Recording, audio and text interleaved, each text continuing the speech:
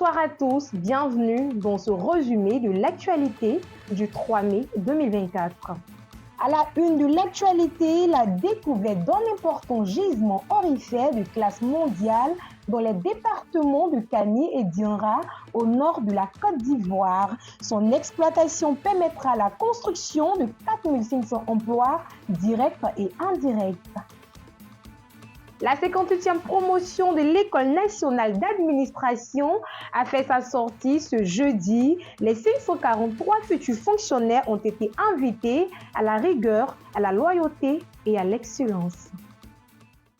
Puis le Kenya, frappé par des pluies diluviennes, au moins 188 personnes ont péri dans des inondations depuis mars. La Croix-Rouge a sauvé un homme coincé dans un arbre depuis 5 jours.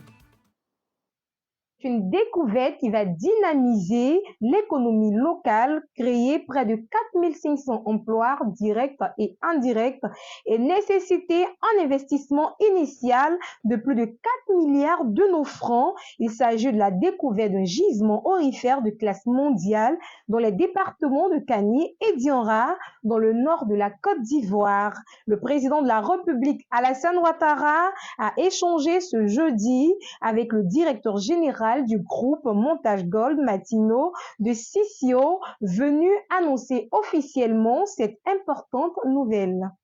Et ce 2 mai a marqué la sortie officielle de la 58e promotion de l'École nationale d'administration, ce qui marque le terme de plusieurs mois de formation et de stages pratiques. Baptisée du nom du Premier ministre Robert Begré-Mombé, cette promotion est faute de 543 futurs fonctionnaires qui ont été invités à la rigueur, à l'excellence. En plus de la Côte d'Ivoire, elle comprend des élèves du Congo et de la République centrafricaine. Ambroise Fayol, vice-président de la Banque européenne d'investissement, est en Côte d'Ivoire pour faire l'état des lieux des projets financés par la banque dans le cadre de la lutte contre le réchauffement climatique. Il a rencontré Abou Bamba, le conseiller du président de la République, chargé du climat par ailleurs, coordonnateur du programme Abidjan Legacy, l'évolution du partenariat entre la banque de notre pays, la bonne pratique de l'agriculture durable était au menu.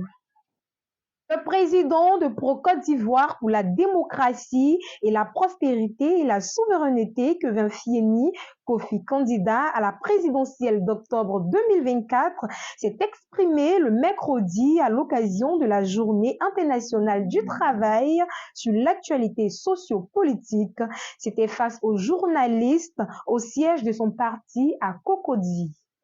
La première dame de Côte d'Ivoire, Dominique Ouattara, remercie les donateurs et partenaires de la 9e édition du Dîner Gala Children of Africa, organisé le 2 mars dernier. Au cours d'un cocktail organisé ce jeudi 2 mai, à son cabinet, elle a exprimé sa reconnaissance pour ces gestes qui témoignent de l'attachement au bien-être des enfants. Hors de chez nous, au moins 188 personnes ont été tuées dans des inondations depuis mars au Kenya. Selon un nouveau bilan du ministère du Tourisme, le pays continue d'être frappé par des pluies torrentielles depuis le début de la saison des pluies. De fortes précipitations ont provoqué des inondations dévastatrices, entraînant la destruction de routes, ponts et autres infrastructures. La Croix-Rouge a sauvé un homme coincé dans un arbre depuis 5 jours.